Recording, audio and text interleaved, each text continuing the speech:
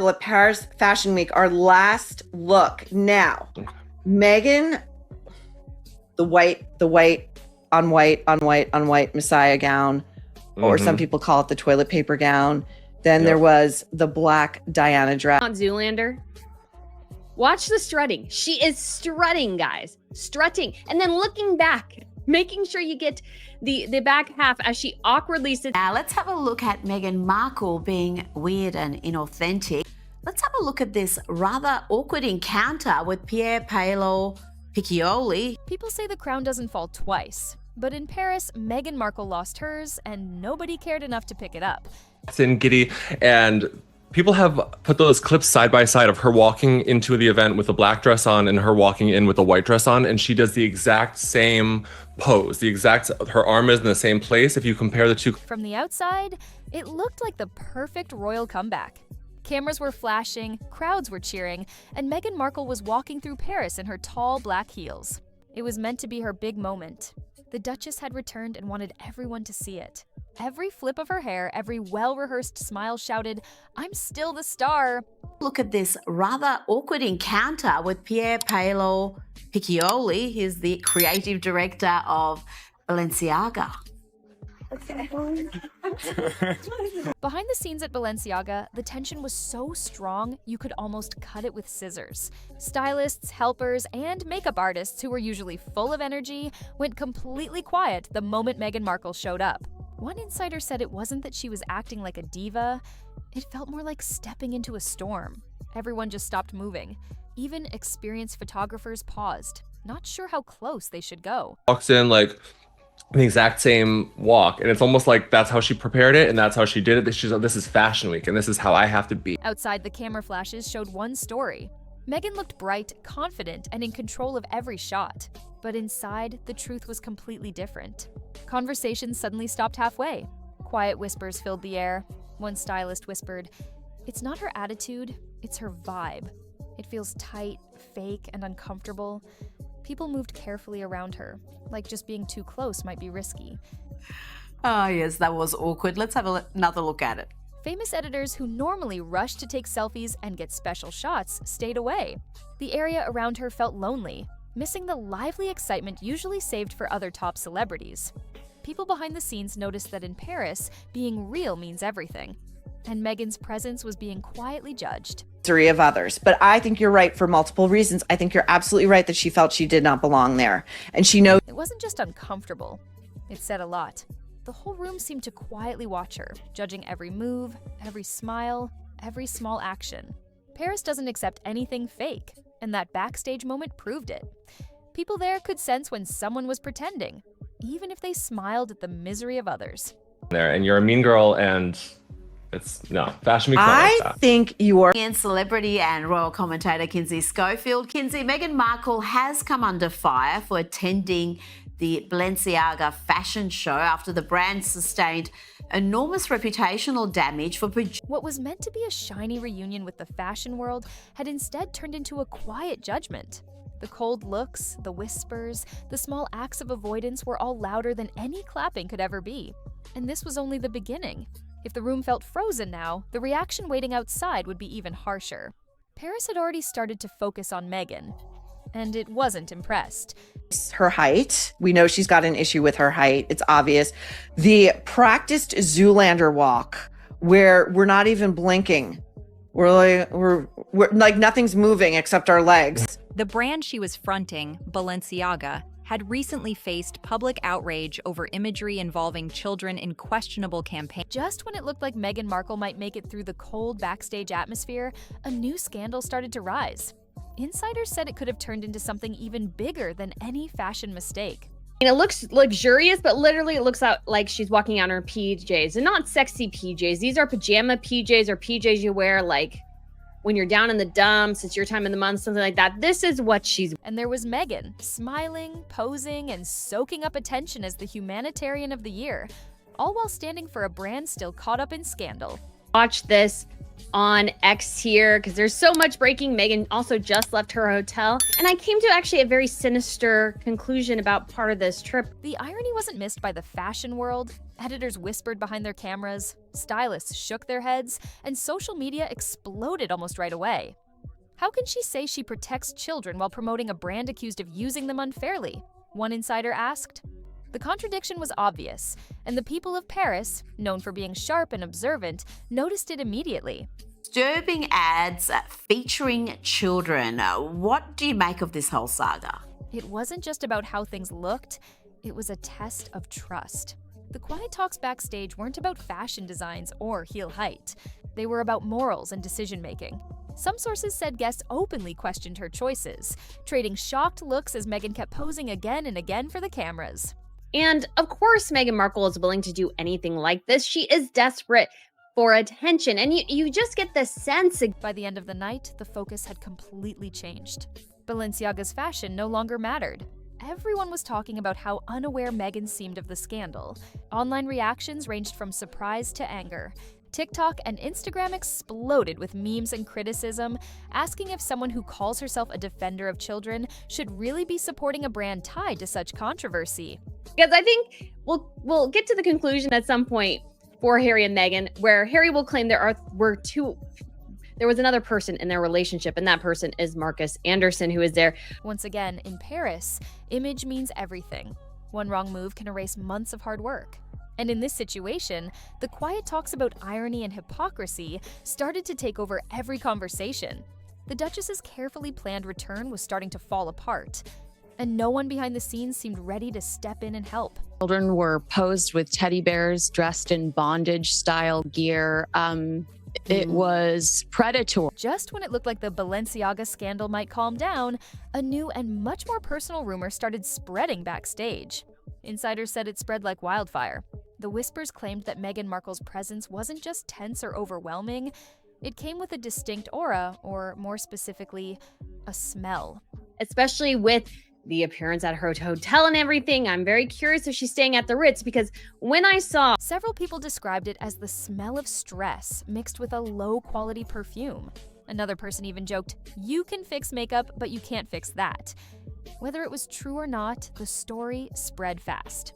In the world of high fashion, appearances mean everything. And if even the smallest trace of discomfort or something strange is noticed, it gets blown up 1,000 times. Appropriate behavior towards them. And it wasn't just the teddy bear ad. There was their spring 2023. Behind the scenes, people were said to be talking about her presence more than the fashion show itself. Editors who usually praise and admire celebrities suddenly kept away. Stylists quietly talked among themselves, trying to handle the heavy mood. Some said it felt like she carried tension with every step she took, an energy that made being near her feel uneasy. Is it accepting an award as Humanitarian of the Year on Thursday for protecting children online? She shouldn't be promoting a brand accused of predatory behavior. How are you protecting children? The irony wasn't missed on social media. Within a few hours, bits of the rumor started spreading online, shared alongside pictures of her striking, glamorous poses. The comments went from teasing disbelief to complete shock. "She's untouchable." Literally. One viral tweet joked, Court case on images of minors, along with disturbing artwork and books. So I think, to promote the... In Paris, arrogance can sometimes be admired and scandal can be forgiven. But when your presence pushes people away, the city's elite quietly notice. By the end of the night, it wasn't Balenciaga's fashion that made the news. It was Meghan herself. The talk was all about her presence, her energy, and that so-called stress perfume. And for someone who built her image on charm, grace, and influence, that kind of backstage gossip can be truly damaging. And all the rest of it as she was leaving the fashion show, that being Meghan Markle. Okay.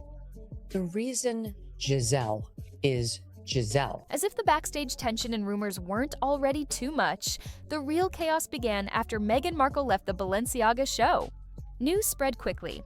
She had driven through the Pont de l'Alma tunnel, the exact place where Princess Diana sadly lost her life in 1997. At first, people tried to dismiss it as a coincidence, but insiders and Parisian reporters didn't believe that so easily.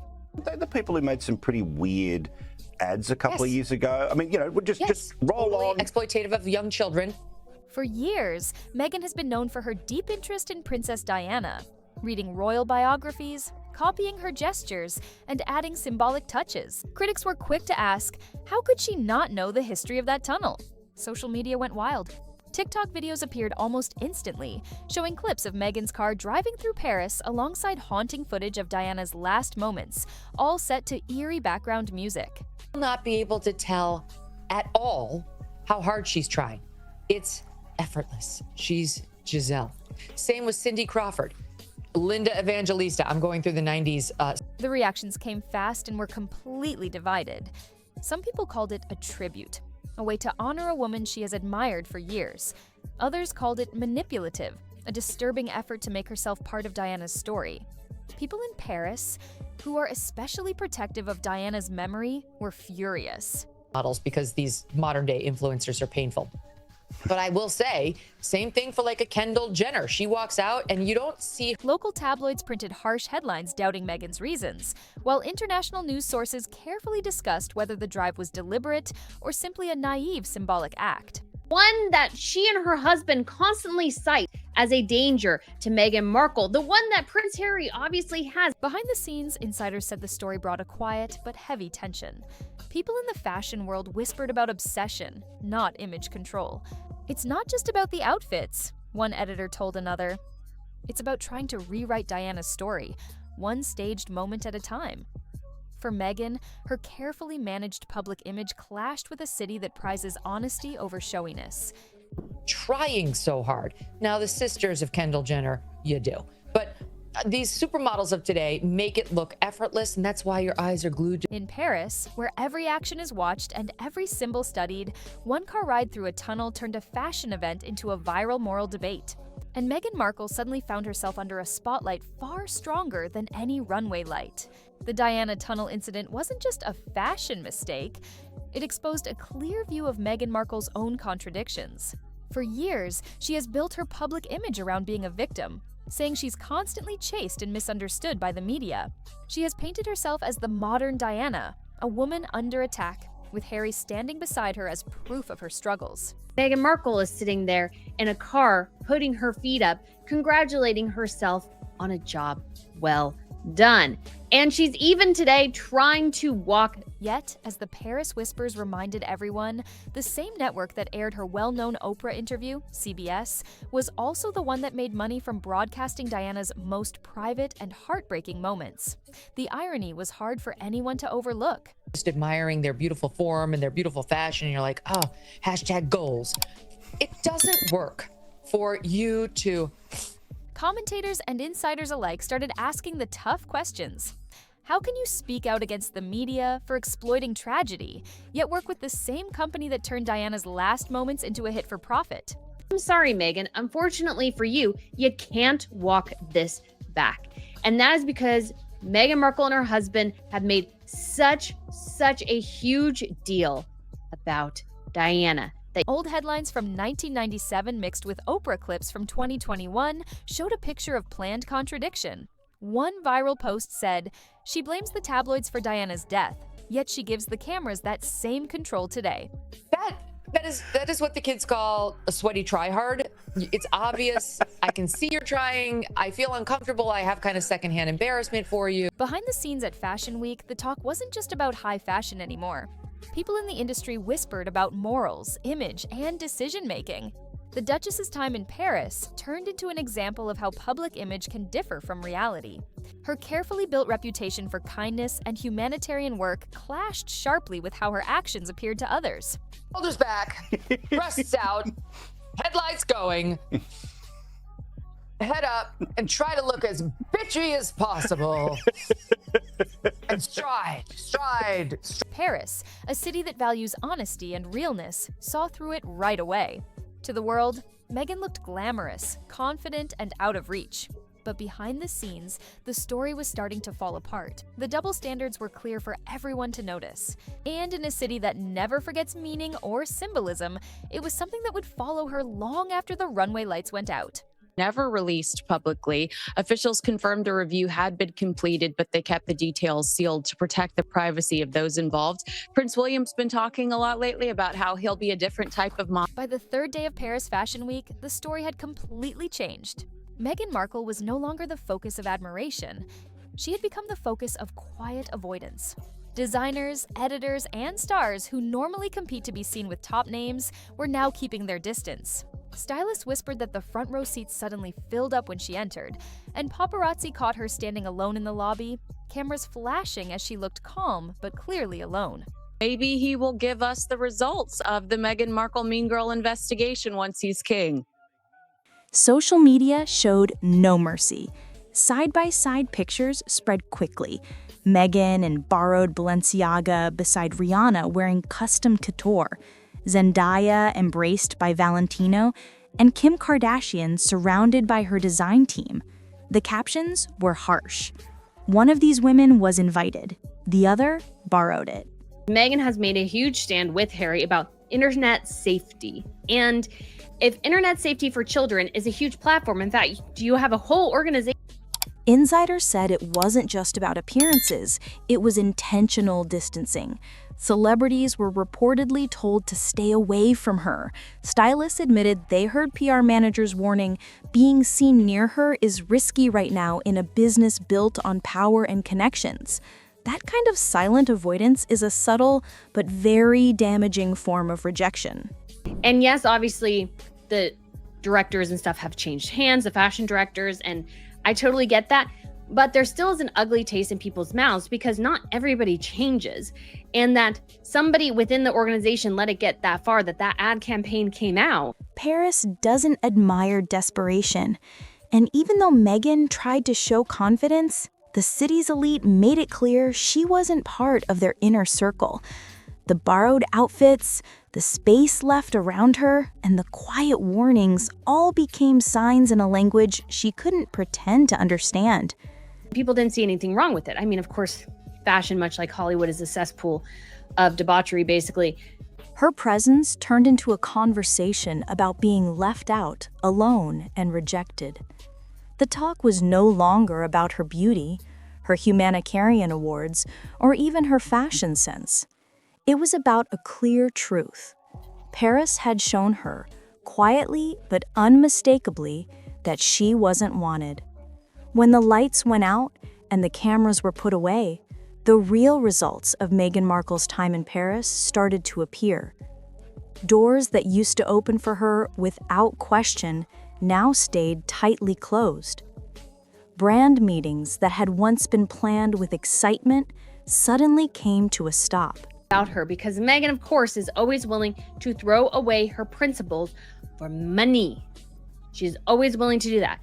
This woman is only about the money, only about the freebies. She has proven this again and again and again. Insiders told Page Six that no one wanted to take the risk of being linked to her after the cold reception at Balenciaga. Paris had quietly given her the label untouchable, but not in the flattering way she had hoped for. Anyways, like, people don't think about the impact of something like this ad campaign and what it means. That Meghan is totally willing to overlook it and just still support the brand. Fashion houses survive on cultural power, and insiders said Meghan's had just suffered a major blow. The backstage whispers, the cold looks, and the quiet distancing all came together to deliver one clear message. Her presence no longer carried influence. One stylist told a reporter, "No one wants to be the one to take that chance, not after Paris." And that somebody within the organization let it get that far that that ad campaign came out and people didn't see anything wrong with it. I mean, of course, fashion, much like Hollywood, is a cesspool. Even her devoted fans started to see the change. Instagram posts that were once full of heart emojis and loving comments turned sarcastic, filled with jokes about borrowed designer clothes and empty seats. TikTok blew up with viral videos under hashtags like Paris Exposed, showing her isolation as it happened in real time. Shoulders back, breasts out, headlights going, head up, and try to look as bitchy as possible. And stride. The damage went beyond the fashion world. People in Hollywood were said to be questioning her marketability after such a public and obvious rejection. Movie studios and streaming services that once eagerly offered her projects started to hold back. If Paris, the ultimate judge of beauty and influence, had turned away from her, what would that mean for her future in the wider entertainment industry? For a woman who had built her reputation on grace, power, and worldwide admiration, the silence was overwhelming. Paris hadn't just dismissed her fashion, it had dismissed her cultural importance, leaving Meghan Markle in a painfully exposed place that would linger long after the runway lights faded. Paris had given her attention, but not the kind she desired. And for someone whose career and image depend on being untouchable, that silence was far more damaging than any headline could ever be.